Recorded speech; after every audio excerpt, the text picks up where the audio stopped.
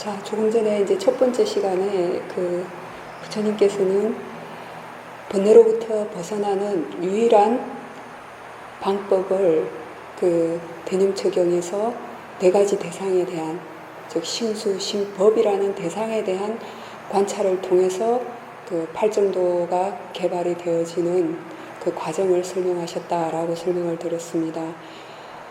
그리고 네 가지 대상을 왜 설하셨는가 하면은 지난 시간에 설명을 드린 것처럼 가래의 성향이 강한가 사견의 성향이 강한가에 따라서 신수심법 네 가지를 나뉘어서 설명을 하셨고, 그 신수심법이라는 네 가지 대상으로 구분을 해서 설명하신 이유가 또 한 가지 더 있습니다. 그것은 뭐냐면은 근본적으로 우리가 중생들이 착각하고 있는 네 가지를 바르게 이해할 수 있도록 하기 위해서 신수심법이라는 네 가지 대상에 대해서 설명을 하셨습니다. 기본적으로 사람들은 어떻게 생각하느냐 하면은 항상 하기를 바라죠, 그죠? 지금 항상 존재하기를 바라고 지금 느껴지는 이 즐거움이 계속되기를 바랍니다. 그래서 즐겁다고 생각하고 항상하다고 생각하고 이 몸과 마음을 나라고 굳게 믿고 있고, 그 다음에 이 몸과 마음이 청정하고 깨끗하다라고 생각을 하고 있어요. 그런데 부처님께서는 우리 몸은 결코 깨끗하다고 말할 수가 없다. 그것을 이제 대념처경의 신념처 부분에서는 사마타적인 방법을 통해서 몸을 32가지 부위로 구분해서 관찰하는 것을 통해서도 이 몸이 개념적으로 부정하다는 것에 대해서도 결코 청정하지 않다는 것에 대해서도 설명을 하셨지만, 궁극적으로 윗바사나 수행을 통해서 실제 하는 법의 이치에 대해서 이해를 하게 되면은 이 몸이라는 것이 깨끗하고 말고 할 것에 근원의 여지가 없다는 것을 이해하게 됩니다. 우리가 생각하는 이 몸의 형체가 착각이라는 것을 알게 되기 때문입니다. 그래서 부처님께서는 우리 몸이 깨끗하고 아름답다고 여기는 이 착각으로부터 벗어나도록 하기 위해서 신념처 수행을 설하셨어요. 왜? 이 몸에 대해서 사람들은 흔히 가장 착각하기가 쉽기 때문입니다. 아름답고 깨끗하다고 착각하기 때문입니다. 그 다음에 느낌에 대한 관찰을 통해서 정말 즐겁다고 말할 만한 것이 없고 생겨나는 모든 것은 두카의 고일 뿐이다 라는 이해가 생기도록 하셨어요. 왜? 사람들은 흔히 느껴지는 이 느낌에 대해서 즐겁다고 착각을 하기 때문입니다. 그리고 세 번째로 이 마음에 대해서 관찰을 함으로 인해서 궁극적으로 나라고 할 만한 것은 결코 존재하지 않는다. 원인과 결과의 진행 과정일 뿐이다 라는 무아에 대한 이해가 개발이 되도록 하셨어요. 왜? 사람들은 이 마음을 나라고 굳게 믿고 있기 때문입니다. 이 몸에 대해서보다도 이 마음에 대해서 나라고 여기는 애착이 더 강합니다. 왜 그런가 하면은 이 몸은 늙어서 변해가는 게 보이죠, 그죠? 다른 사람들을 통해서 죽는 게 보입니다, 그죠? 그렇게 되면 어떻게 됩니까? 사람들은 그 영혼이 다음 생으로 이어지든지 어떻게 될 거라고 생각해요. 그래서 이 정신, 즉 이 영혼, 이 마음을 나라고 애착하는 것이 더 강합니다. 그래서 부처님은 이 마음에 대한 관찰을 통해서 나에 대한 집착에서 벗어나고 궁극적으로 몸과 마음에 대한 원인과 결과의 진행 과정일 뿐이다. 거기에는 그 어느 것도 나라고 이름 붙일 만한 것이 없다라는 그 실체를 이해하도록 하셨어요. 그 다음에 마지막으로 법에 대한 이치를 통해서 생겨나는 모든 것은 결코 한순간도 이어지는 것이 없다. 다 그 순간순간 찰나생 찰나멸하는 과정의 연속일 뿐이다. 그 찰나생 찰나멸이 어떻게 이어지는가? 원인과 결과에 의해서. 생겨나고 사라지는 그 과정일 뿐이다. 그것의 법에 대한 관찰을 통해서 지혜가 개발이 되도록 하셨어요. 근데 여기서 우리가 한 가지 사유에 보아야 될 것이 있습니다. 흔히 사람들은 수행을 하면서 어떻습니까? 자신이 욕심이 많이 나는 대상은 어떻게 합니까? 외면하죠. 그리고 자신을 잘 자극해서 화가 나도록 하는 그런 대상은 또 외면을 하고 자신이 수행이 잘 되어지는 그런 것만 찾아서 수행을 합니다. 그죠? 수행이 잘 되어지도록 만들 수 있는 그런 조건만 찾아서 수행을 하려고 합니다. 근데 지금 부처님께서 신수신법이라는 4가지 대상을 왜 설하셨는가에 대해서 한번 잘 숙고해 보십시오. 신념처 수행에 대한 필요성을 설명하실 때는 이 몸에 대해서 아름답고 깨끗하다는 착각이 많기 때문에 이 몸에 대한 관찰을 해라. 몸에 대한 애착이 강하고 아름답고 깨끗하다고 갈망하고 착각하는 사람들은 이 신념처 수행을 먼저 해라 라고 말씀하셨어요. 늘 즐겁기를 바라는 사람들한테는, 모든 것이 다 즐겁고 만족스럽고 그런 사람들한테는 수념처 수행을 먼저 권하셨어요. 왜? 궁극적으로는 즐겁다고 느낄 만한 것이 결코 없고 생겨나는 그 자체는 다 두카의 고의 진리이기 때문에 부처님은 결코 즐거움의 진리에 대해서는 말씀하시지 않으셨어요. 즐겁다고 느끼는 건 중생들의 착각입니다.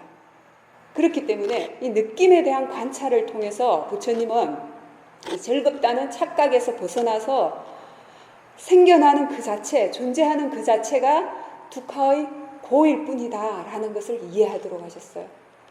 이 마음을 나라고 굳게 믿고 있기 때문에 이 마음에 대한 관찰을 해나감으로 인해서 나라는 착각에서 벗어나서 몸과 마음의 원인과 결과에 의한 진행 과정일 뿐이다. 거기에는 결코 나라고 이름 붙일 만한 것은 없다. 잘못된 견해가 사라지고 바른 견해가 생기도록 말씀하셨어요. 항상하다고 여기는 이 착각을 법에 대한 관찰을 통해서 벗어나도록 하셨어요. 이것은 무슨 말씀인가 하면은 자신이 잘못 알고 있고 자신이 번뇌가 많이 일어나는 그 대상을 외면하라는 것이 아니에요. 그 대상에 대한 직접적인 관찰을 통해서 지혜가 개발되도록 하라는 그 말씀입니다. 한국 불교에 보면은 번뇌적 보리라는 말이 있어요. 번뇌는 번뇌고 보리는 보리지. 보리는 다시 달리 표현하면 깨달음, 지혜를 의미합니다. 번뇌면 번뇌고 지혜면 지혜인데 왜 번뇌가 보리일까요? 왜 번뇌가 지혜일까요? 지금 부처님께서 사념처 수행을 통해서 지혜가 개발이 되도록 하신 것처럼 자신의 번뇌에 대한 이해를 해나감으로 인해서 그것이 바로 지혜와 직결이 되기 때문입니다. 드리고 싶은 말씀은 자신이 번뇌가 많이 일어나는 강하게 집착하고 있는 그런 것들은 수행 과정에서 당연히 많이 생겨날 수밖에 없습니다. 탐심의 성향이 강한 사람들은 수행을 해나가면서 욕심낼 일이 많을 수밖에 없습니다. 화가 강한 사람들은 수행을 해나가면서도 화날 일이 많을 수밖에 없습니다. 화라는 성품이 많이 생겨날 수밖에 없습니다. 어리석음의 성향이 강한 사람들은 수행에 대한 이해나 지혜의 개발 과정이 더딜 수밖에 없습니다. 이랬을 때 어떻게 해야 될까요?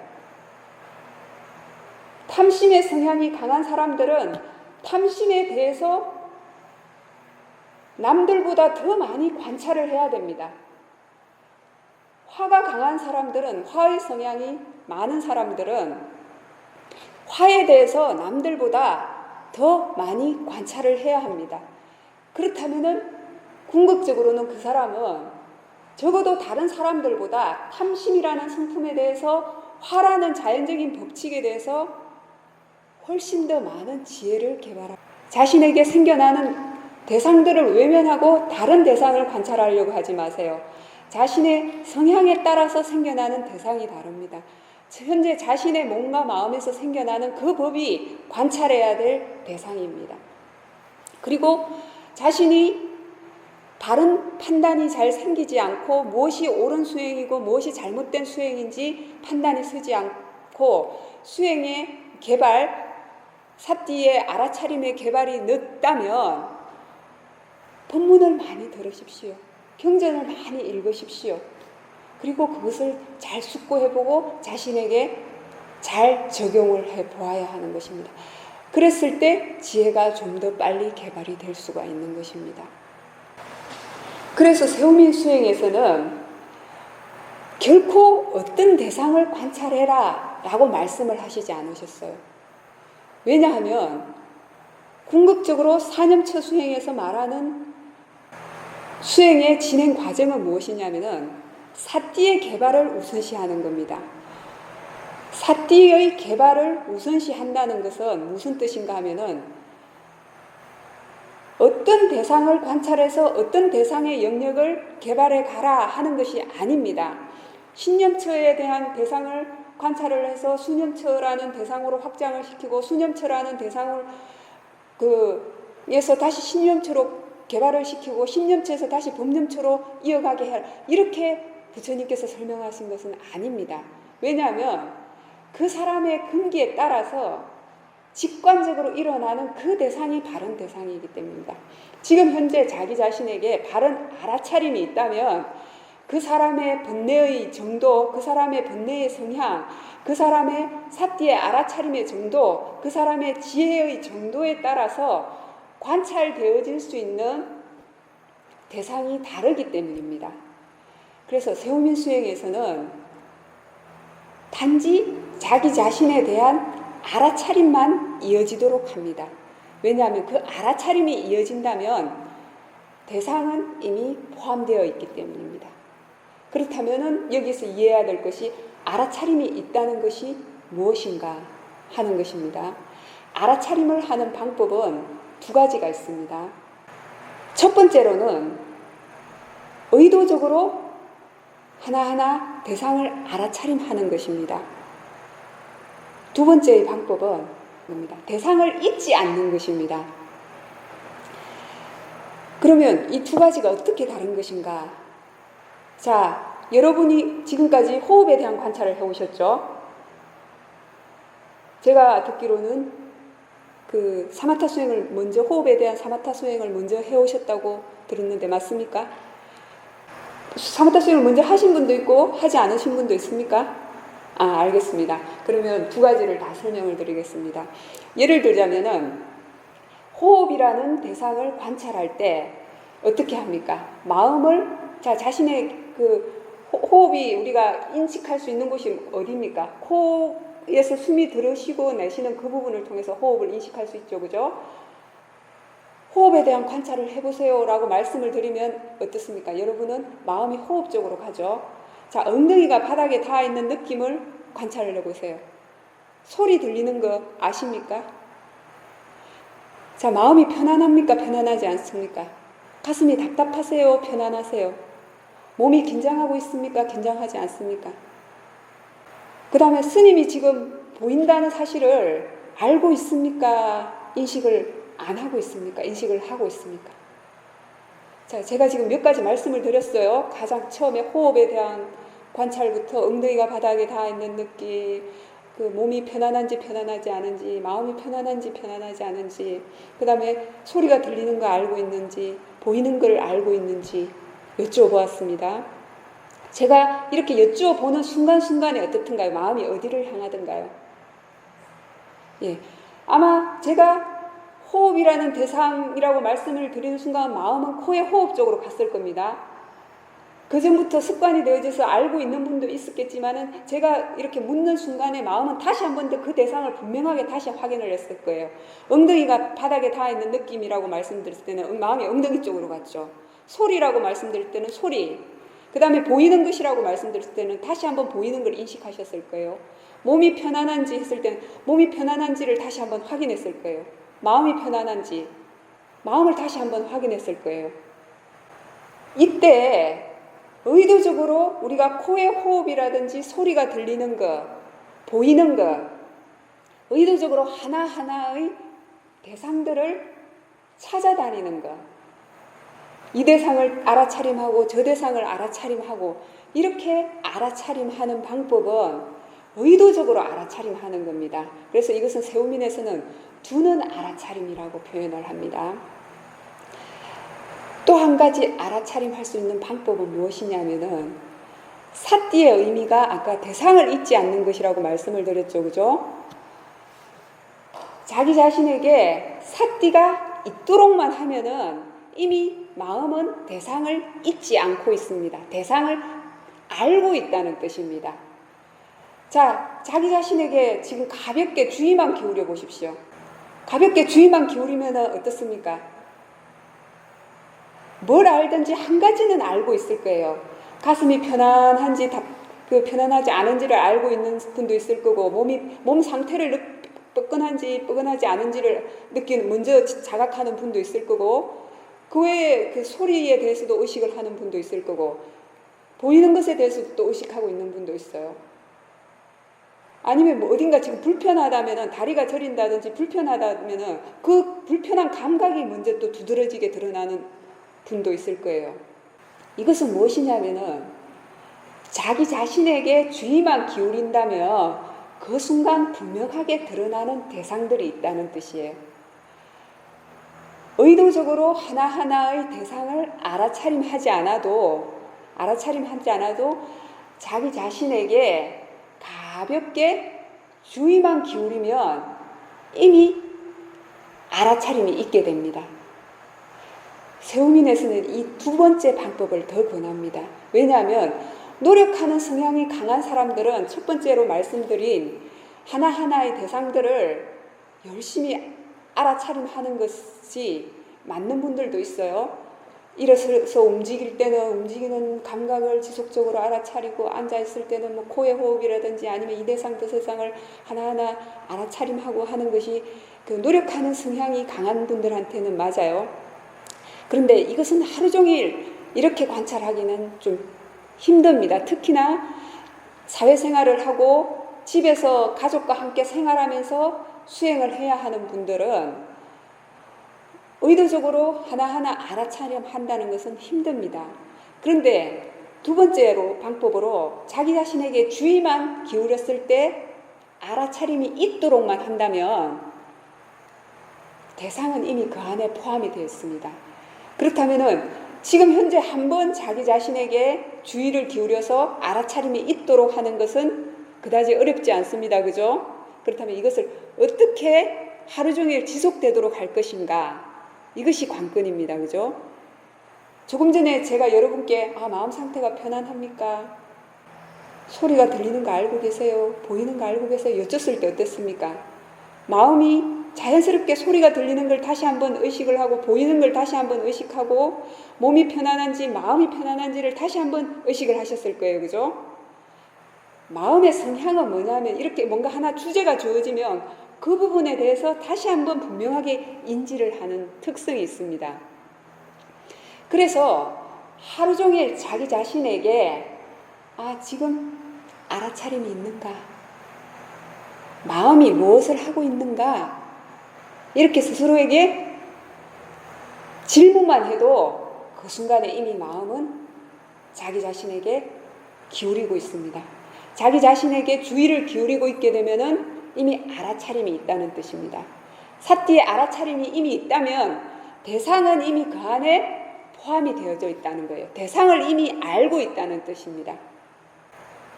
그렇다고 해서 염불하듯이 하루 종일 알아차림이 있는가, 알아차림이 있는가, 알아차림이 있는가 이렇게 묻고만 계신다면 아마 한 10분도 못 가서 마음이 불안해지고 조급해질 겁니다.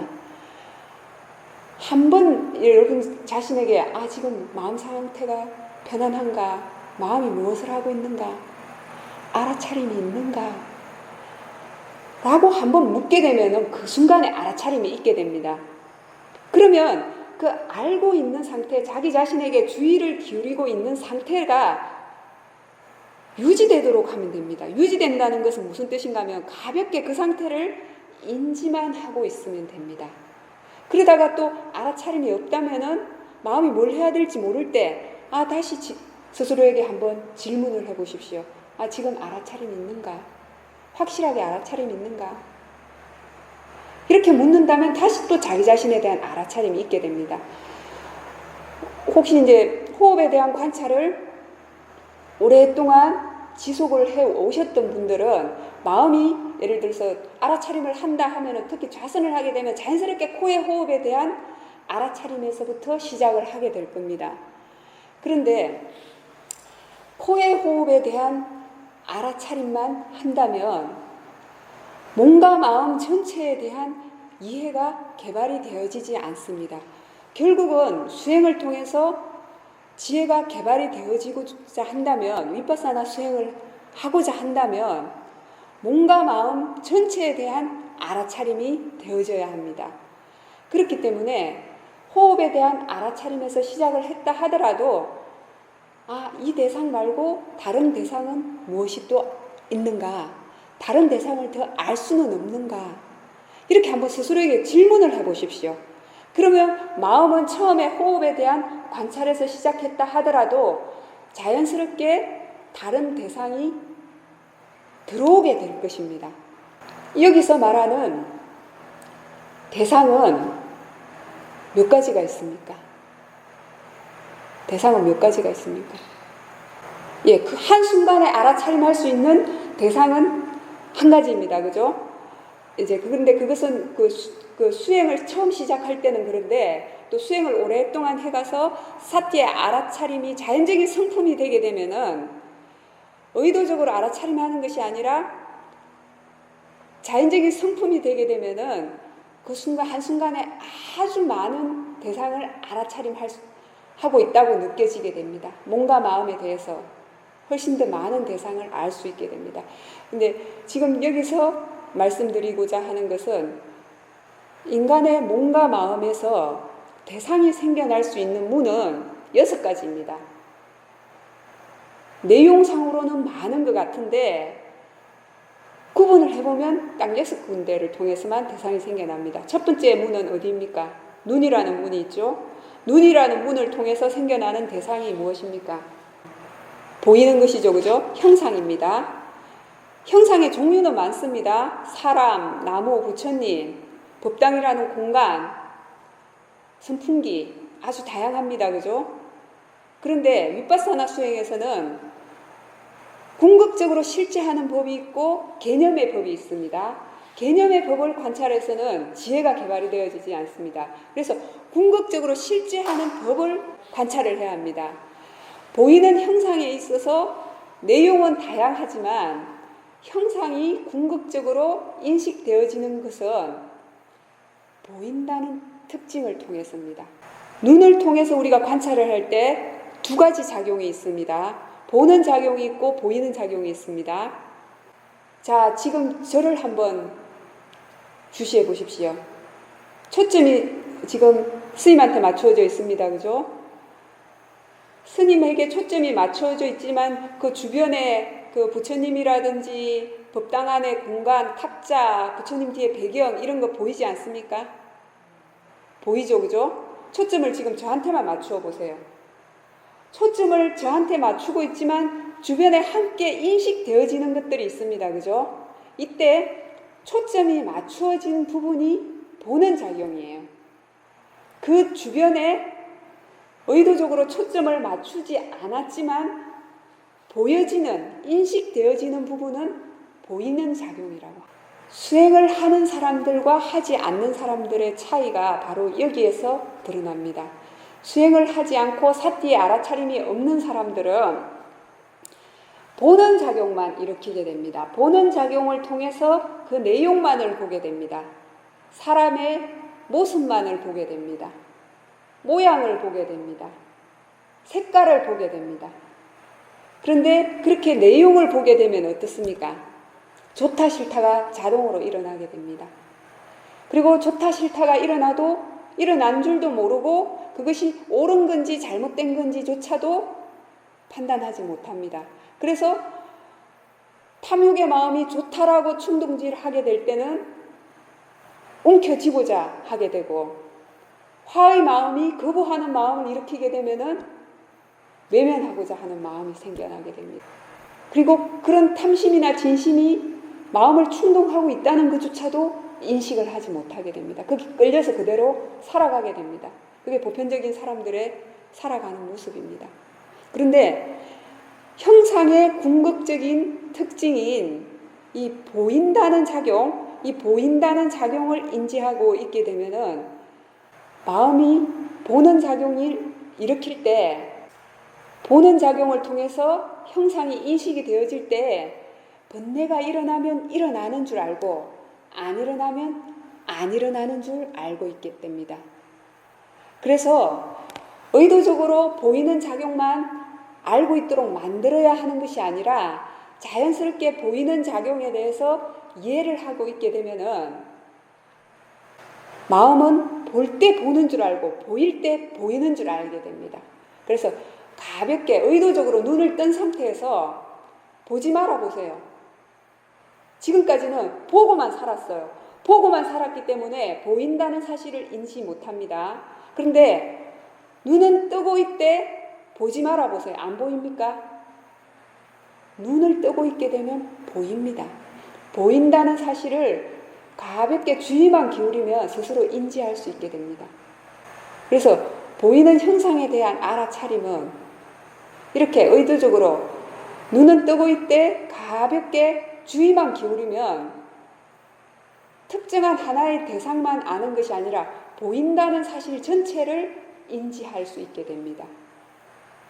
그래서 스스로 이것은 잘 이해하셔야 됩니다. 마트 같은 데 가서 자신이 찾는 물건이 있게 되면 어떻습니까? 마음이 계속 초점을 맞추죠. 그것이 보는 작용이에요. 그렇지만 초점을 맞추지 않지만 그 주변에 함께 보여지는 작용 있죠. 그것이 보여지는 작용이에요. 그런데 초점만 맞추고 보고만 있게 되면은 지금 마음이 급한지 급하지 않은지, 욕심을 내는지 안 내는지, 화가 나 있는지 화가 나 있지 않은지도 인식을 못합니다. 그런데 이 보이는 작용을 인식을 하고 있게 되면은 보이는 작용에 대한 알아차림이 늘 이어지게 되면 그 눈이라는 감각기관을 통해서 형상을 인지하게 될 때 마음이 번뇌를 일으키면 일으키는 줄 알고 일으키지 않으면 일으키지 않는 줄 알게 됩니다. 그래서 우리가 늘 감시하고 살아야 될 첫 번째 대상은 눈이라는 감각기관을 통해서 보여지는 형상, 이 보인다는 사실에 대한 알아차림입니다. 보인다는 사실에 대해서 잘 알아차림이 이어지도록 하신다면 일상 속에서 알아차림이 이어지도록 하기가 훨씬 수월합니다. 그래서 보는 작용과 보이는 작용에 대해서 스스로 잘 한번 숙고해 보시고 이해를 하실 것. 두 번째, 소리에 대한 알아차림입니다. 두 번째 감각기관은 귀라는 문을 통해서 인식되어지는 소리입니다. 소리, 조금 전에 형상에 대해서 설명되어졌던 것처럼 내용은 많습니다. 그죠?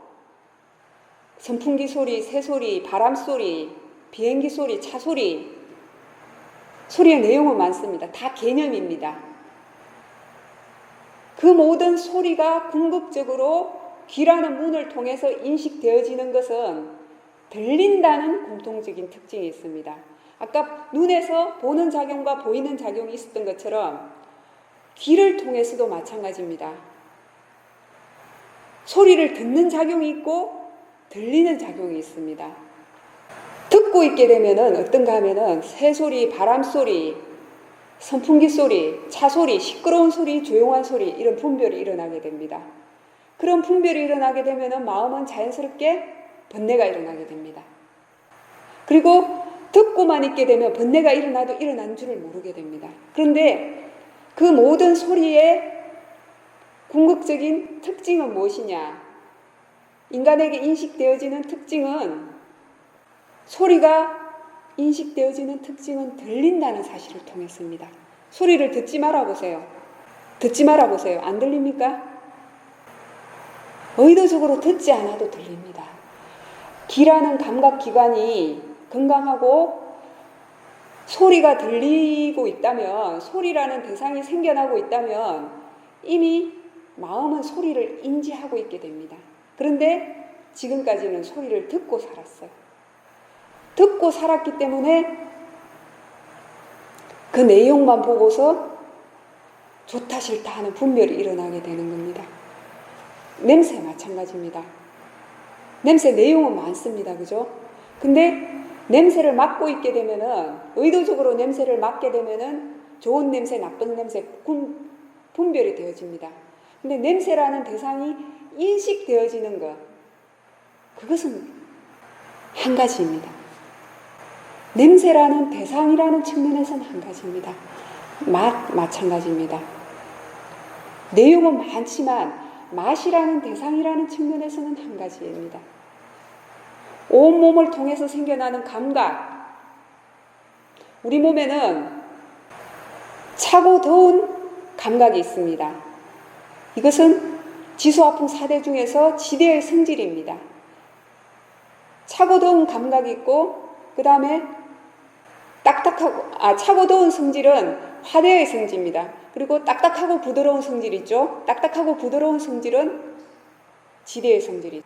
수대의 성질은 지대, 화대, 풍대를 이렇게 함께 뭉치게 하고 흩어지게 하는 그런 작용을 합니다. 그런데 처음 수행하는 분들은 그 수대의 성질은 바로 관찰하기가 힘듭니다. 그렇지만 나머지 3대의 성질들을 관찰할 때 그 속에 함께 적용이 되어진다, 포함이 되어져 있다 라고 이해하시면 됩니다. 그 다음에 풍대의 성질, 팽창하고 수축하는 성질, 마시에서 배가 부르고 꺼지는 느낌을 관찰하라고 하는 것은 바로 이 풍대의 작용을 관찰하게 하는 것입니다. 우리 몸에서 관찰할 수 있는 것은 이 바로 지수화풍 4대 성질로서 관찰할 수 있는 겁니다.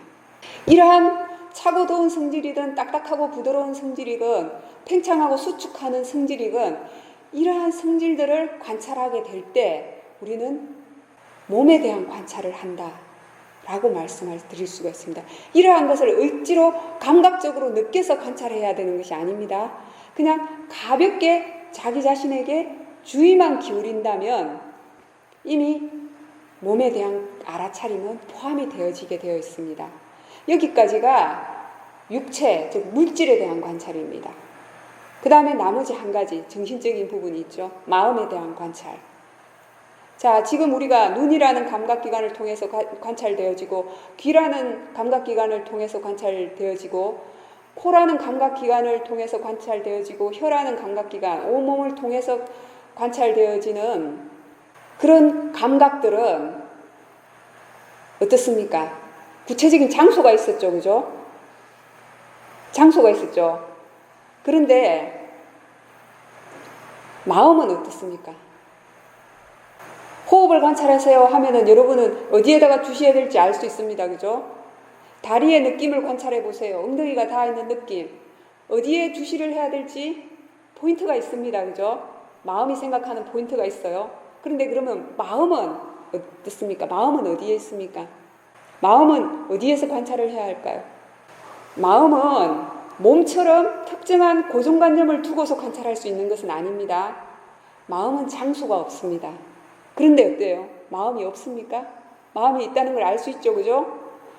마음이 작용하는 것 혹은 마음의 특징을 통해서 우리는 마음이 생겨났다는 것을 알 수가 있어요.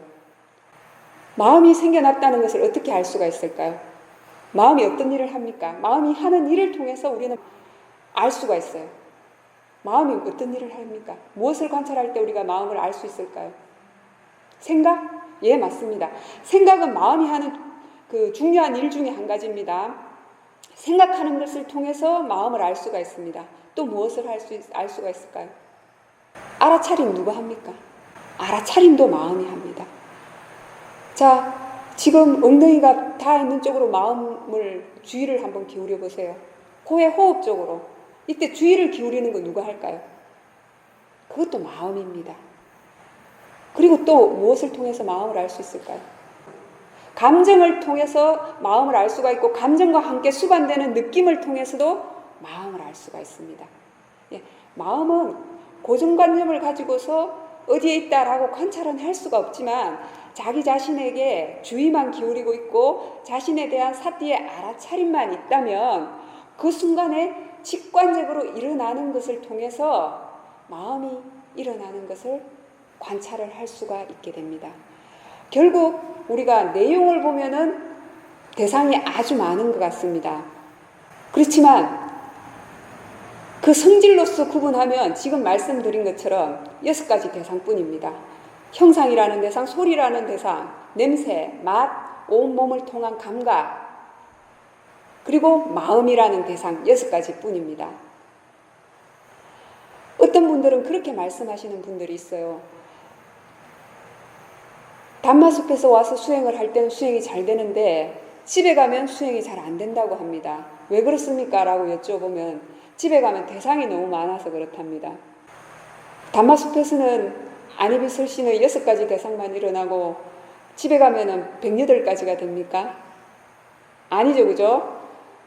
내용을 보면 대상이 더 많아지는 것 같지만 그 성질로서 관찰을 해보면 눈으로 인식되어지는 형상, 귀를 통해서 인식되어지는 소리, 냄새, 맛, 온몸을 통한 감각, 그리고 마음, 그 6가지 대상뿐입니다.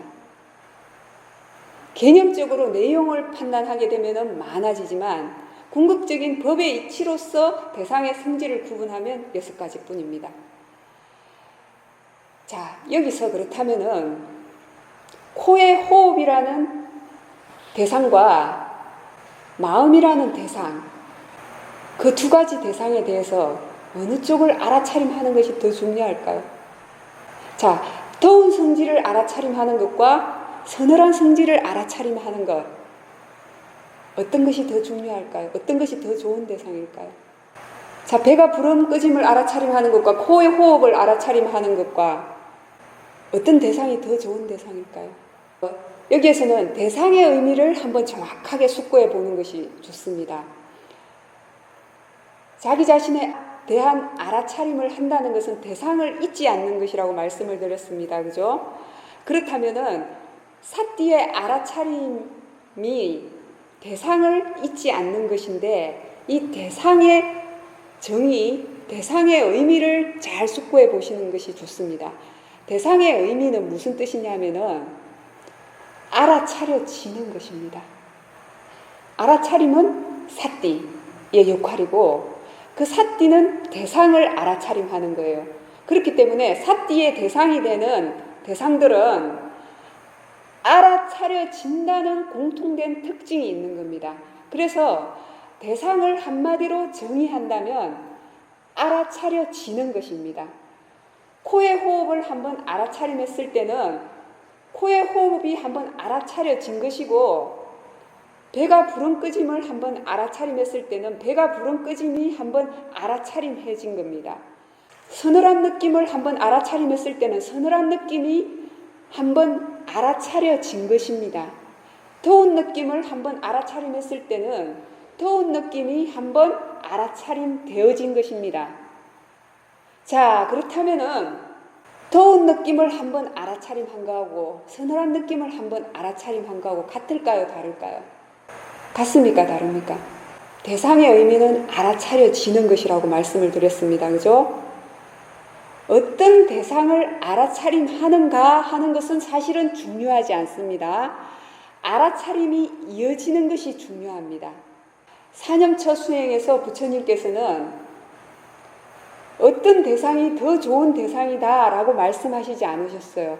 단지 자기 자신에게 주의를 기울이고 있고 알아차림이 있고 자신의 지혜의 정도에 따라서 관찰되어지는 대상이 신념처가 될 수도 있고 수념처가 될 수가 있고 심념처가 될 수도 있고 법념처가 될 수도 있는 것입니다. 그렇기 때문에 어떤 대상을 관찰해야 된다라고 대상 쪽에서는 결정을 내리지 마세요. 대상 쪽은 관찰되어지는 것입니다. 무슨 뜻인지 아시겠죠? 관찰되어지는 수동적인 역할을 하는 것이 대상입니다. 대상의 의미가 알아차려지는 것이라는 것을 잘 유념해 두십시오. 알아차려지는 것이 대상이라면은 어떤 대상이라는 것은 중요하지 않아요. 중요한 것은 마음속의 알아차림의 삿띠가 이어지는 것이 중요한 것입니다. 그래서 세우민에서는 어떤 대상을 알아차림하세요 라고 말씀을 드리지 않고 마음속의 삿띠가 이어지도록만 하세요 라고 말씀을 드리는 겁니다. 사실은 코의 호흡을 알아차림하고 계세요 라고 말씀드리는 게 더 쉽습니다.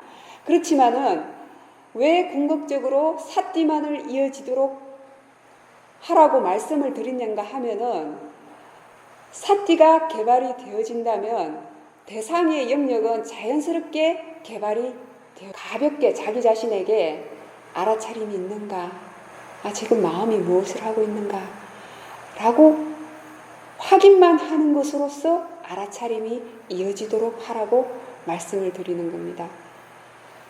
그리고 또 한 가지 여러분이 잘 유념해 두어야 될 것은 무엇이냐면은 이 몸과 마음에 대해서 어떤 견해로서 관찰할 것인가 하는 것입니다. 그냥 무조건 자신에 대해서 알아차림을 하게 되면은 자연스럽게 내 몸, 내 마음이라고 생각하고서 관찰을 하게 됩니다. 그런데 내 몸, 내 마음이라고 생각하고 관찰을 하게 되면은 아무리 오랫동안 수행을 해도 지혜가 개발되어지기 힘듭니다. 그것은 왜 그런가 하면은 나의 가족, 나 자신에게 일어난 일하고 TV를 통해서 보게 되는 다른 나라 사람들에게, 다른 지역 사람에게 일어난 일하고 마음에 와닿는 정도가 같습니까? 다릅니까? 스포츠 경기를 볼 때 다른 나라 사람들끼리의 경기를 볼 때와 우리나라 사람과 외국 사람의 경기를 볼 때 감정이 반응하는 것이 같은가요? 다른가요? 우리라는 게 붙어버리면은 마음은 이미 객관성이 결여가 됩니다. 그 다음에 번뇌의 힘이 더 증폭이 되어집니다. 자신이 애착하고 집착하는 정도에 따라서 감정은 더 증폭이 되어집니다. 그렇기 때문에 객관성이 결여됩니다. 그래서 내 몸, 내 마음이라고 생각하고서 관찰을 하게 되면은 아무리 오랫동안 수행을 해도 지혜가 개발이 되어지기가 힘듭니다. 그래서 가장 먼저 이 몸과 마음에 대한 견해를 바로 해줘야 될 필요가 있어요. 몸과 마음에서 일어나는 모든 것은 다 알아차려지는 대상일 뿐이다 라고 생각을 하든지 아니면은 자연의 이치일 뿐이다 라고 생각을 하고 봐줘야 돼요. 그렇지 않으면은 자동적으로 자신의 마음속에서 일어난 일, 내 몸에서 일어나는 감각들에 대해서 내 다리가 아프다, 내 마음이 아프다, 내 마음이 괴롭다, 내 마음이 즐겁다 라고 생각을 하게 됩니다. 근데 화라는 감정, 즐거움이라는 감정, 그것은 자기 자신에게만 일어나는 겁니까? 모든 사람에게 보편타당하게 생겨나는 겁니다. 화라는 감정, 즐거움이라는 감정이 한번 생겨나면 영원하게 있던가요? 생겨날 이유가 있어서 생겨나고 그 원인이 닿으면 사라지게 됩니다. 그렇기 때문에 자연적인 현상이라고 보라는 겁니다.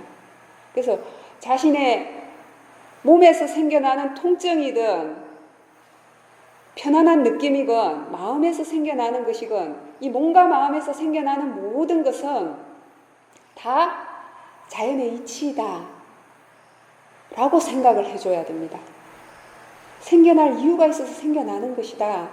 이것은 자신이 생겨나는 것에 대해서 관여할 필요가 없는 거예요. 자연의 이치일 뿐이다, 대상일 뿐이다 라고 스스로 숙고해 줄 때 우리는 이 몸과 마음을 나라고 착각하는 견해에서 그 순간 벗어나서 대상으로서 관찰을 할 수 있게 되는 것입니다. 그렇기 때문에 그냥 무조건 알아차림해서는 안 되고 이 몸과 마음에서 일어나는 모든 것은 다 자연의 이치일 뿐이다. 알아차려지는 대상일 뿐이다.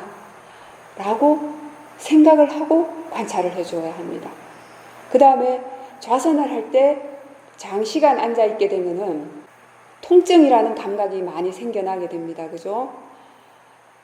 이 통증이라는 감각에 대해서도 가장 먼저 견해를 바르게 해줘야 됩니다. 통증을 흔히 어떤 사람들은 사라지도록 관찰을 하면서 애를 쓰고 있습니다. 통증이 언제 사라지나라고 생각을 하면서 관찰을 합니다. 자선할 때 생겨나는 통증이 사라지도록 하는 방법은 어떻습니까? 가장 쉬운 방법이 있습니다. 예, 움직여버리면 사라집니다. 그죠? 그렇지만 우리가 수행을 하는 목적은 무엇입니까? 몸과 마음에 대한 이치에 대해서 이해하고자 하는 겁니다. 그 순간 사라지고자 한다면은 몸을 움직여버리면은 사라지게 되지만, 그렇게 되면 영원히 통증이라는 감각에 대해서 이해할 수 있는 기회가 없습니다. 그래서 첫 번째로는 우선 이 통증이라는 감각에 대해서도 견해를 일깨워 주세요. 통증이 생겨났을 때 자동적으로 마음은 내 몸, 내 다리가 아프다고 생각을 하게 돼 있어요. 내 몸, 내 다리가 아프다고 생각하고서 관찰을 하게 되면은 객관적인 관찰이 안 됩니다. 그래서 통증이 생겨났을 때는 우선 첫 번째로 이 통증 역시 자연의 이치일 뿐이다. 생겨날 이유가 있어서 생겨난 거다 라고 스스로 일깨워 주세요. 그 다음에 통증을 보지 마세요. 왜? 통증 같은 강한 감각은 보지 않아도 이미 마음이 알고 있습니다. 그렇기 때문에 통증을 일부러 볼 필요가 없어요. 첫 번째로는 이것은 자연의 이치일 뿐이다 라고 일깨워 줄 것. 그 다음에 통증이라는 감각을 좋아할 사람이 아무도 없습니다. 통증이라는 감각이 생겨나게 되면은 마음은 이미 싫어하는 마음이 생겨나게 돼 있어요. 그래서 그 싫어하는 마음을 먼저 봐주세요.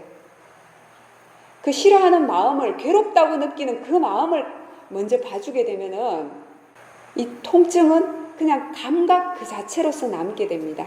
그래서 마음이 못 견뎌하고 괴로워하는 마음이 없다면은 통증 그 자체는 감각이라는 대상으로서 관찰을 할 수가 있게 됩니다.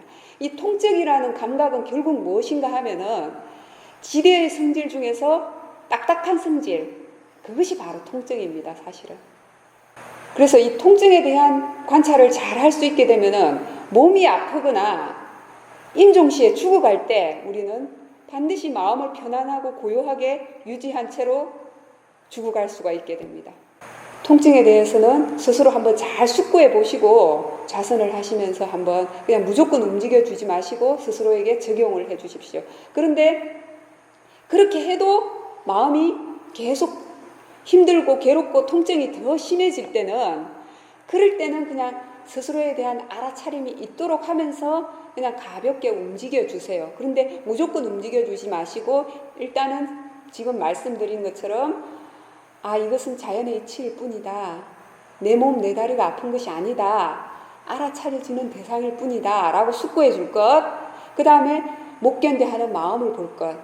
그 다음에 마음이 편안해졌다면 그 통증을 관찰하셔도 괜찮습니다. 그렇죠. 궁극적인 의미에서는 이제 무상고 무아에 대한 이해를 개발하기 위한 초석이라고 보시면 됩니다. 그런데 이제 사실은 이 몸과 마음을 나가 아니다 라고 생각하고 관찰을 해도 돼요. 이 몸과 마음은 무하다 라고 생각해도 됩니다. 그런데 사실은 사람들은 보편적으로 이 몸과 마음에 대해서 나라고 생각하는 애착이 아주 강합니다. 그래서 그 애착이 강하면 강할수록 이 몸과 마음을 내가 아니다 라고 얘기를 하게 되면 받아들이기가 힘들게 됩니다. 왜? 아직은 지혜가 그만큼 개발되어지지 않았기 때문에 이 몸과 마음을 나라고 굳건하게 생각하고 애착하고 집착하는 그 번뇌의 정도가 강하게 남아있기 때문입니다. 그래서 차라리 자연의 이치다라는 것은 어떻습니까? 궁극적으로 오는 효과는 같아요. 그런데 자연의 이치라는 것은 보편타당하게 존재하는 거잖아요. 그 자연의 이치라고 생각하면 일단은 나라는 것이 빠져버린 거예요. 아직은 무상고 무아라고 생각하지만은 그것은 보고 들은 정보이지 자신이 수행 체험을 통한 분명한 지혜가 생긴 건 아니지 않습니까? 그죠? 그래서 무조건적으로 무상고 무아일 뿐이다 라고 믿는 것보다는 일단은 이 몸과 마음은 자연의 이치이다 라는 객관성에서 시작을 하다 보면은 마음은 자연스럽게 이 몸과 마음이 정신과 물질의 진행 과정이고 원인과 결과에 의한 이어짐일 뿐이다 라는 이해가 개발이 되어지면 개발이 되어지는 만큼 무아에 대한 이해가 개발이 되어지는 겁니다. 그리고 가장 첫 번째로는 일단 이 몸과 마음에 대해서 객관적인 관찰이 되어져야 바른 지혜가 개발이 되어지기 때문에 그 객관성을 부여하도록 하기 위해서 자연의 이치일 뿐이다 라고 받아들이도록 하는 겁니다.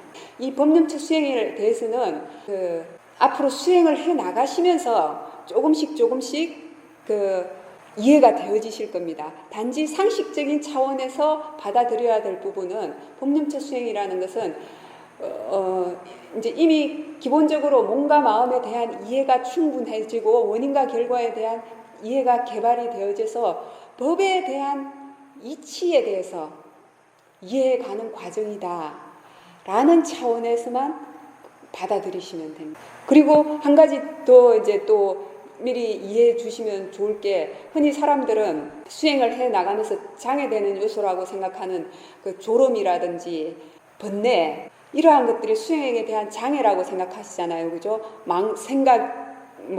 망상이라든지 의심이 되는 부분, 혼침, 이런 것들이 다 수행의 장애라고 생각을 합니다. 그죠?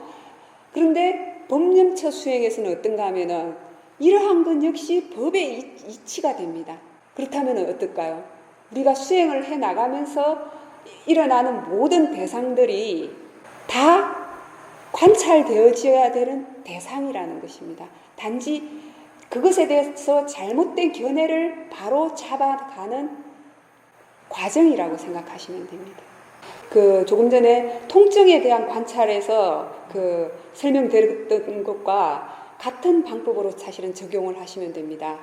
우리가 화가 났을 때 기본적으로 가장 먼저 어떤 생각이 드냐 하면은, 보고 듣는 것들을 통해서 이제 주로 화가 일어나죠. 그죠? 그랬을 때 보고 듣는 그것을 통해서 그 속에는 나라는 생각이 기본적으로 강하게 작용하게 돼 있어요. 저 사람이 나를 무시했다, 비난했다, 나를 험담했다 라는 생각이 작용하게 되면 이미 기본적으로 분노가 일어나게 됩니다. 그리고 그 화가 누구에게 일어났다고 느껴지겠나요? 나에게 일어난 화라고 느껴지게 됩니다. 그렇게 되면은 객관적인 관찰을 할 수가 없어요. 그래서 가장 먼저 이것은 자연의 이치이다.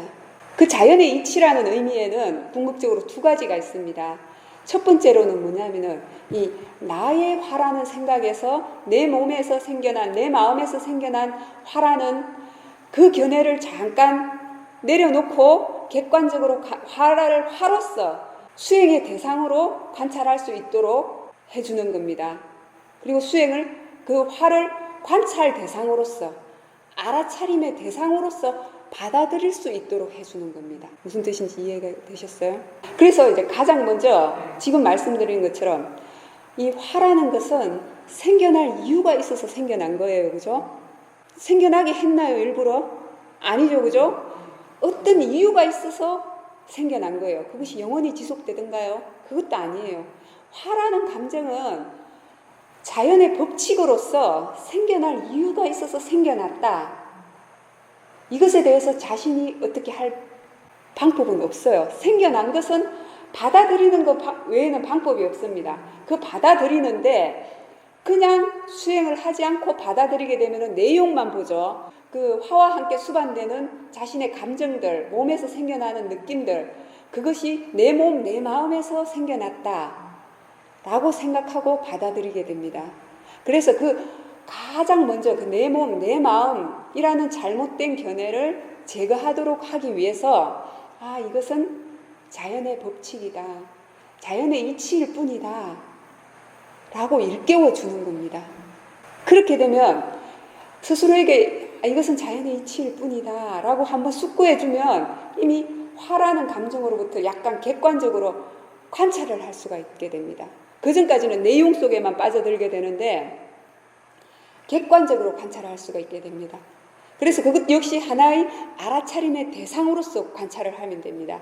그런데 처음 이것이 익숙해지지 않을 때는 화라는 감정은 너무 강하고 알아차림의 힘은 약합니다. 그리고 이렇게 적용을 해도 안 될 때도 많을 거예요. 왜? 화라는 감정 그 자체가 너무 강하면 그런 생각으로 적용되어지는 견해가 잘 적용이 안 됩니다. 그럴 때는 일단은 그렇게 스스로 이 화라는 감정에 대해서 거부하지만 않으면 돼요. 생겨날 이유가 있어서 생겨난다 라고 받아들이면 충분합니다. 이건 역시 자연의 이치일 뿐이고 알아차림해야 될 대상일 뿐이다 라고 받아들일 수 있으면 첫 번째로는 그것으로 충분합니다. 그 다음에 알아차림의 힘을 좀 키우세요. 다른 쪽에서. 화의 감정이 너무 강할 때는 그 화와 함께 수반되는 것들을 보기만 하면 자동적으로 내용을 보기 때문에 화라는 감정이 더 커집니다. 그래서 이건 역시 알아차려야 될 대상일 뿐이고 자연의 법칙일 뿐이다. 자연의 이치일 뿐이다. 라고 일깨워 주세요. 그리고 마음을 소리가 들리는 것을 한번 알아차림한다든지 아니면 몸이 움직이는 것을 알아차림한다든지 몸의 감각을 알아차림한다든지 호흡에 대한 관찰을 하셨으면 호흡에 대한 관찰을 잠깐 해주셔도 돼요. 이것은 알아차림을 통해서건 그 견해를 바르게 해석은 마음의 사마디가 일단 약간 마음이 조금 안정이 되어져야 됩니다. 그러고 나서 화라는 감정을 관찰을 하게 되면은 대상으로서 관찰을 할 수가 있게 됩니다. 그리고 굳이 그 다른 대상을 관찰하지 않더라도 스스로에게 이 화 역시 자연의 이치일 뿐이고 관찰해야 될 대상일 뿐이다 라고 관찰을 하게 되면은 반복하다 보면은 화라는 감정이 갖고 있는 공통된 특징이 있어요. 화가 생겨날 때마다 그것을 대상으로서 관찰해주면 충분한 겁니다. 가장 첫 번째로는 이 화가 일어났을 때 얼만큼 마음이 괴로운가, 이 화라는 감정이 생겨났을 때 자기 자신이나 다른 사람에게 이익이 있는가 없는가, 이러한 것들에 대해서 조금씩 이해를 해갈 수가 있게 됩니다. 그리고 이 화가 정말 필요한가 필요하지 않은가 한번 숙고해 보세요. 그것으로 충분합니다. 그렇죠. 화라는 감정이 자연스럽게 생겨난다는, 왜 생겨날 이유가 있기 때문에 자연스럽게 생겨난다는 것이에요. 그것을 자연의 법칙으로서 받아들이라는 거예요. 왜냐하면 보편적으로 수행자들은 이 화라는 감정이 생겨나거나 욕심이라는 감정이 생겨나면 나쁜 것이라는 생각 때문에 거부하는 마음이 있어요.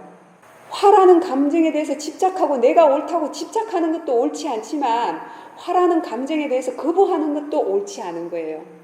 그렇죠. 일어나서는 안 된다고 생각하는 것, 그것 역시 잘못된 생각이라는 뜻이죠.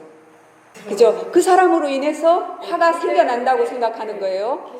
그런데 이제 앞으로 수행을 해 나가시면서 이해를 하게 되시겠지만 제가 미리 조금 말씀을 드리면, 흔히 사람들은 A라는 사람으로 인해서 이제 반복적으로 화가 날 때 그 A라는 사람 때문에 화가 난다고 생각을 합니다. 그런데 그 A라는 사람의 똑같은 은행을 보면서 다른 사람들도 다 같이 화를 일으키던가요? 아니죠, 그죠? 화를 일으키는 사람이 있고 일으키지 않는 사람이 있습니다. 그 차이가 뭘까요? 그 사람이 어떤 생각을 하고 있는가에 따라서 화가 날 수 있고 안 날 수도 있다는 뜻입니다. 바르게 알지 못하기 때문에 우선 자신의 욕심에만 급급해서 그러는 거잖아요, 그죠? 그렇다면 그것은 누구의 허물입니까? 어리석음의 허물입니다, 그죠? 어리석음이 욕심을 내는 것이고 욕심이라는 감정이 욕심을 내는 것이에요. 그것은 그 누구도 아니에요. 부처님께서 나가 아니라는 것은 다른 뜻이 아니에요. 그런 탐진치가 그 사람의 행위를 결정하는 것이지, 그리고 그 탐진치로서 행동하는 것을 우리는 나다 너다 하는 것일 뿐이에요. 그게 미워해야 될 사람이 있어요. 그리고 또 한 가지 생각해 봐야 될 것은, 지금 조금 전에 설명을 드린 것처럼 아직 수행에 대해서 바르게 이해하지 못하고 지혜가 없기 때문에 욕심이라는 성품이 아직은 너무 강하기 때문에 그러한 탐진치라는 성품이 저러한 행동을 하게 만든다 라고 생각을 하고서 그 모습을 보게 되면 거기에 대해서 화가 날 것이 있습니까?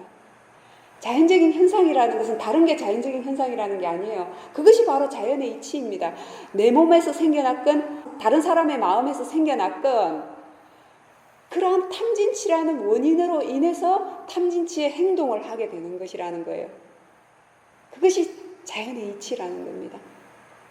그렇다면은 A라는 사람으로 인해서 화가 났을 때 화의 원인은 A에게 있을까요? 자기 자신에게 있을까요?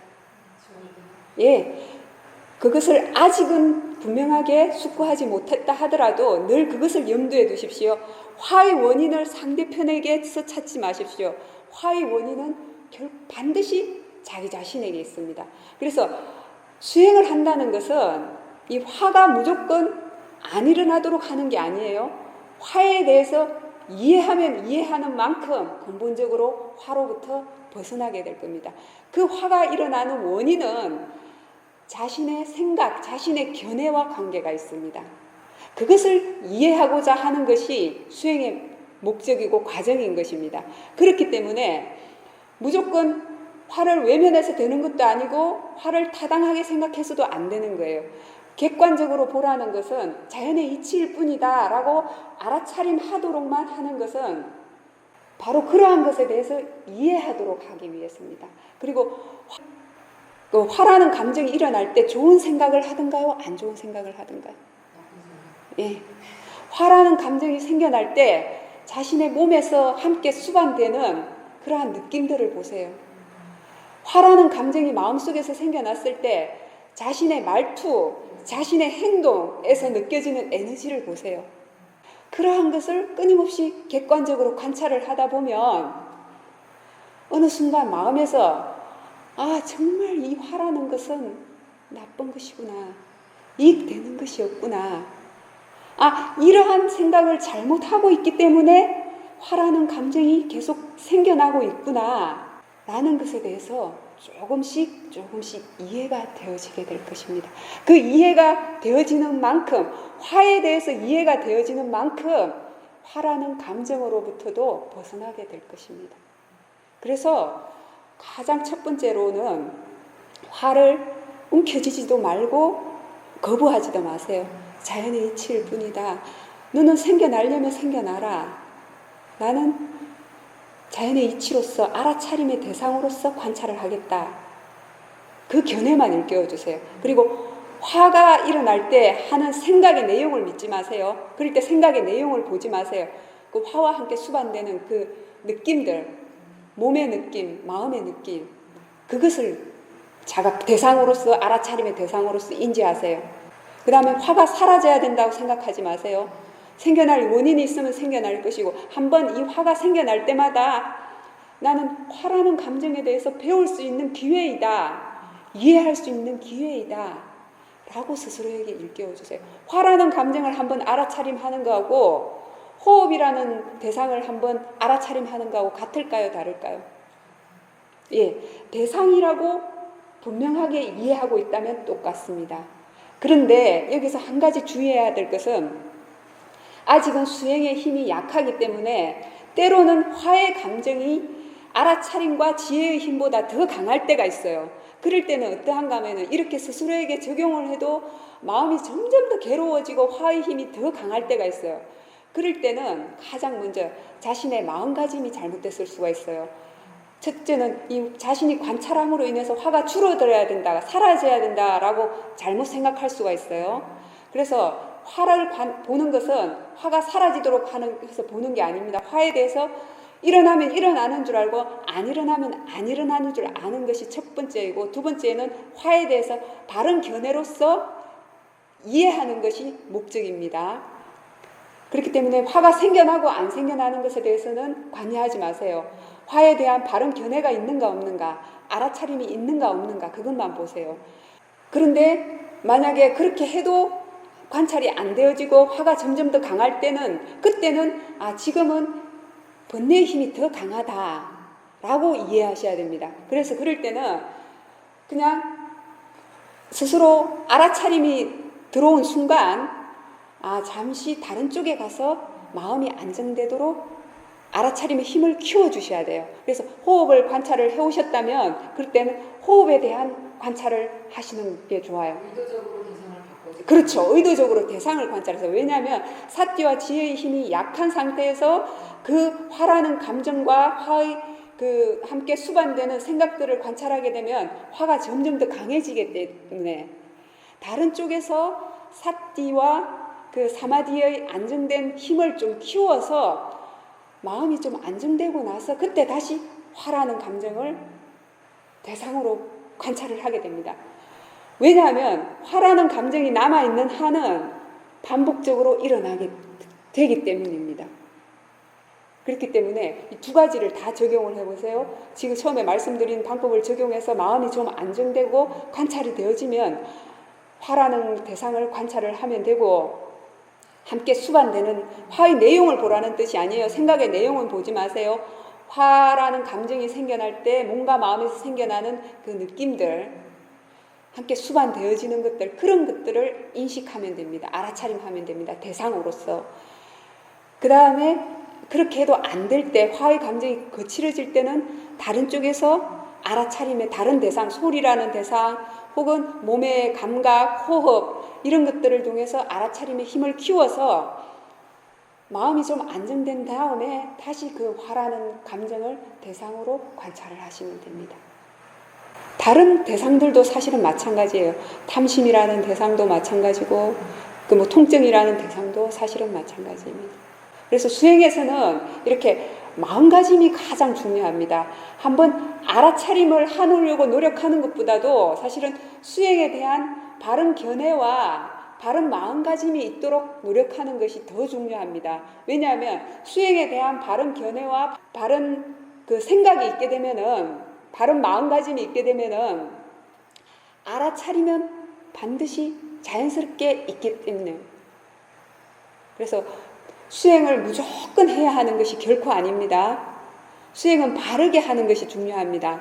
바르게 수행하기 위해서는 먼저 바르게 보고 들은 정보를 자기 스스로 잘 사유해서 바르게 적용해야 합니다. 흔히 어떤 사람들은 수행을 하면서 생각을 안 해야 된다고 생각하는 분들이 있어요. 부처님께서는 8정도의 두 번째에 뭘 말씀하셨습니까? 바른 사유가 바로 바른 생각입니다. 잘못된 생각을 하지 말아야 하는 것입니다. 잘못된 생각이 어떤 것입니까? 탐진치가 더 강해지도록 하는 생각, 혹은 다른 사람을 괴롭히고자 하는 생각, 분노가 더 일어나도록 하는 생각들, 이런 생각들이 잘못된 겁니다. 수행에 대한 잘못된 견해, 이런 것들이 잘못된 생각입니다. 바른 생각은 꼭 해줘야 됩니다. 불필요한 생각을 하지 말아야 됩니다. 수행에 대한 바른 생각은 반드시 해가면서 수행을 하셔야 됩니다. 왜냐하면 무조건적인 수행을 하게 된다면 무엇이 옳고 그른지에 대한 판단조차 서지 않기 때문입니다. 부처님께서는 지혜를 세 가지로 설명을 하셨습니다. 그죠? 뭐죠? 문사수, 보고 들어서 아는 지혜, 바르게 스스로 사유할 줄 아는 지혜, 그 다음에 세 번째가 수행 체험을 통한 지혜입니다. 그렇기 때문에 첫 번째와 두 번째가 잘못되게 되면은, 첫 번째 보고 들은 정보와 스스로 바르게 사유할 줄 아는 지혜가 잘못되게 되면은 수행 체험을 통한 지혜는 생겨나기가 힘듭니다. 그래서 보고 들은 정보도 발라야 하지만 이 보고 들은 정보를 스스로 바르게 사유해서 스스로 수행을 통해서 바르게 적용하는 이 과정을 통해서 궁극적으로 수행 체험을 통한 지혜가 개발이 되어지는 겁니다. 지금 이제 아까 법륜처에 대해서 이해가 되어지지 않는다, 이해가 안 된다라고 하셨는데 그것은 당연합니다. 왜? 아직은 보고 들은 정보를 통한 지혜이기 때문입니다. 어린아이들이 갓 태어나서 불이 위험하다는 거 압니까? 모르죠, 그죠? 그렇지만 이제 성장해 가는 과정에서 부모님들이 계속 조심을 시키죠, 그죠? 그렇지만 한 번 정도는 불이 무서운 줄 모르고 가까이 손을 대거나 하죠, 그죠? 왜냐하면 아직은 부모님들이 불은 위험한 것이다, 절대 가까이 해서는 안 된다라는 말만 들었을 때는 그것이 불이 얼마나 위험하고 무서운 것인가를 잘 모르기 때문이에요. 그런데 살아가면서 불이라는 것에 대해서 조금씩 접해가면서 그것이 얼마나 위험한 것인가에 대해서 알게 되면 성인이 되어서는 불에 손을 넣는 사람이 있습니까? 없습니까? 불이 차갑다고 하면 믿을 사람이 있습니까? 없습니까? 없죠? 왜? 살아오면서 자신의 체험으로서 분명하게 이해를 했기 때문에 이것은 누가 불이라는 것은 차가운 것이다. 손을 넣어도 괜찮다. 라고 말을 해도 결코 안 믿게 됩니다. 보고 들은 정보를 통해서 아는 지혜와 수행 체험을 통한 지혜의 차이는 바로 여기에 있습니다.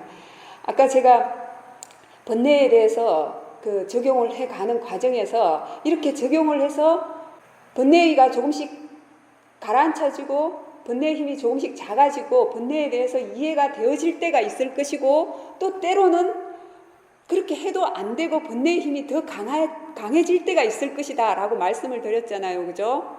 그것은 바로 이러한 이유입니다. 아직은 보고 들은 정보의 힘이 더 강하기 때문에 적용한다고 해서 100% 바르게 잘 되어지지가 않는 것입니다. 그렇지만 계속 적용을 해 나가시면서 실제 수행을 해 나가시면서 시행착오를 통해서 그리고 또 계속 수행 상담을 통해서 법문을 통해서 듣고 교정을 해가고 수정을 해가고 또 자신이 수행 체험을 통해서 경험을 해가면서 점점 더 바르게 이해한 것들이 많아진다면 나중에는 시행착오가 점점 더 줄어들게 될 것입니다. 그래서 수행도 하나의 연습입니다. 미얀마의 우조티카라는 사야도께서 이런 표현을 하셨어요. 수행이 제2의 천성이 되어야 된다라고 말씀을 하셨어요. 우리가 알아차림이 하루 종일 이어지고자 하지만 처음에는 되어지나요? 안 되어지나요? 안 되어지죠. 그죠? 왜 그럴까요? 안 알아차리고 살아온 세월의 습관이 아직은 힘이 강하기 때문입니다.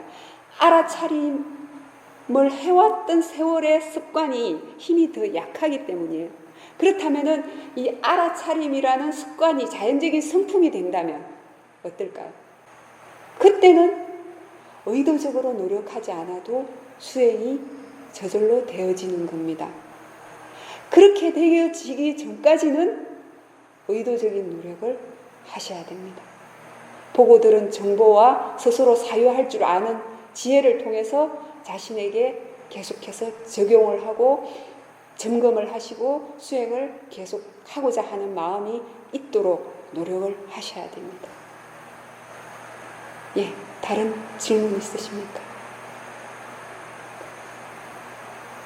자, 그러면 지금 현재 자기 자신에게 알아차림이 있는지 없는지 확인하실 수 있습니까? 없습니까? 스스로 판단하실 수 있습니까? 없습니까? 알아차림이 지금 현재 있으면 있는 줄 알고 없으면 없는 줄 아십니까? 예, 우선은 그것이면 충분합니다.